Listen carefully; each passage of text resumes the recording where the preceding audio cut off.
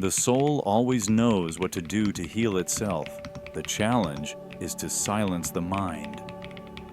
Caroline Myss. There's a certain kind of emptiness that creeps in silently, not the kind that comes from being alone for too long or missing someone you love. This one's deeper.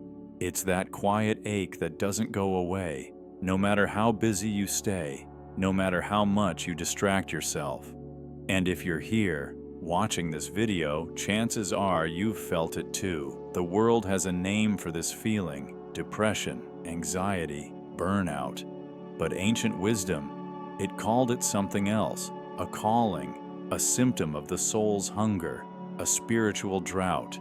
Because what you're feeling might not be a problem, it might be a message. See, somewhere along the way, we've been taught that emptiness is bad, that if you feel lost, disconnected, like you're drifting, something's wrong with you. But what if I told you that the emptiness you feel is not a defect, but a doorway? What if I told you that it's actually a sacred space, one that's trying to pull you back to something real? In this video, we're going to uncover the truth behind this feeling. Why so many spiritual people feel hollow even after meditation, journaling, crystals, affirmations. Why success and love and health still leave that strange void. And what the ancient mystics, philosophers, and spiritual rebels understood about this very thing. But to understand that, we need to start with a lie. We've been sold the idea that healing means constant happiness, that enlightenment is some kind of high you stay on forever, that spiritual people don't get sad, that they don't feel lost. But that's not healing. That's suppression. Real healing, real awakening, is messy. It's silent breakdowns. It's crying at 2 a.m. for no clear reason. It's feeling disconnected from everything you used to love and not knowing why. And guess what? That's not failure. That's your soul waking up. Call it the dark night. Call it soul death. Call it ego collapse. Every tradition has a name for it, but it's all pointing to the same truth. When you stop finding meaning in what used to distract you, it means your soul is preparing you for something deeper. Right about here's a good time to hit subscribe and tap the bell, because what we're about to explore goes far deeper than surface level motivation. Let's go deeper. Remember when you were a kid and you'd lie on your back staring at the ceiling, wondering what this whole thing, life, existence, all of it, is really about? That wasn't childish curiosity. That was the beginning of spiritual awareness. But over time, that voice got drowned out by school, by rules, by culture telling you what to believe. Eventually, you stopped asking. You started accepting. And when your soul couldn't take the weight of the lies anymore, it stopped feeling. That's the real root of emptiness. Soul numbness, spiritual disconnection. Not from God, but from yourself. Ancient teachings like Hermeticism, Gnosticism, and even the Book of Enoch all speak of a split, a fracture in the human spirit, a separation between the inner divine and the outer illusion. And you're not broken for feeling this. You're not lazy. You're not weak. You're waking up. The emptiness is not here to hurt you. It's here to reintroduce you to you. Now let's talk about the system, the matrix, and how it thrives on your disconnection. The more numb you are, the easier you are to control. Because a disconnected soul doesn't question. It consumes. It obeys. It forgets who it is. That's why we've been trained to avoid stillness, to be afraid of silence, to run from anything that makes us feel. But what if stillness is the key? What if the discomfort is the doorway? Because in stillness, your real self starts to speak. In silence, the illusion starts to crack. And once you hear that voice, once you reconnect with your inner frequency, everything changes. So, What do you do when you feel empty? You listen. You stop chasing. You stop filling the hole, and you ask the one question the world taught you to avoid.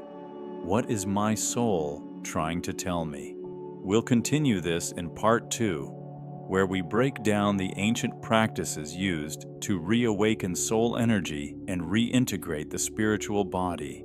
But for now, if you feel empty, it's because something inside you is finally ready to be full again. Stay curious. Stay awake. You didn't come here by accident. Ancient tools to restore the soul. Let's begin with the breath, the most overlooked spiritual technology of all time. In nearly every ancient tradition, the breath was more than just oxygen. It was spirit, life force, prana, chi. The Egyptians believed that conscious breathing aligned the soul with divine order. The yogis used breath control, pranayama, to awaken dormant energies and calm the monkey mind. Try this. Sit in silence. Inhale through your nose for 4 seconds. Hold for 4. Exhale for 6. Do it for 5 minutes, not to control your breath, but to feel it, to meet yourself, because breath is the first language your soul ever spoke. Second, movement, sacred movement. In Hermetic traditions, they didn't just sit and meditate, they moved with intention.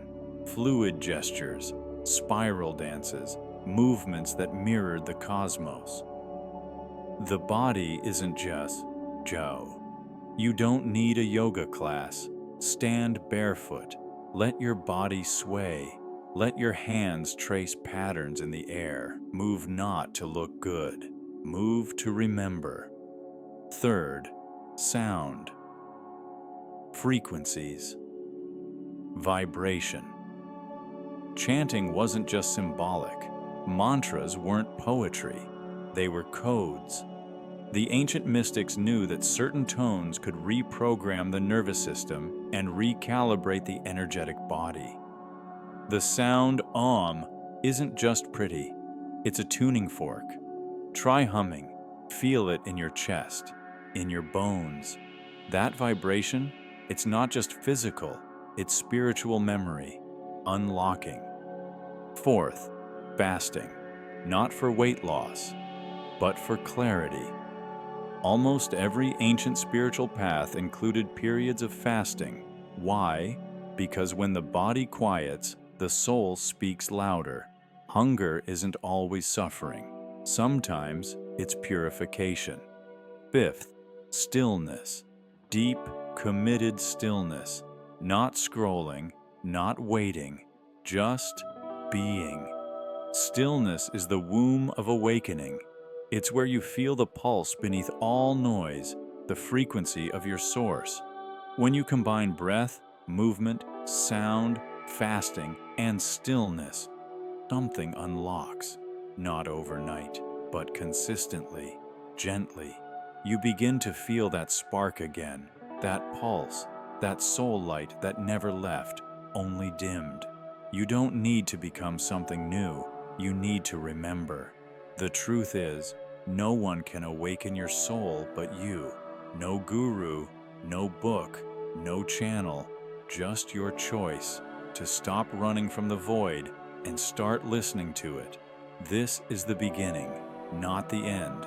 Until then, stay awake, stay grounded, and remember, your emptiness was never a curse.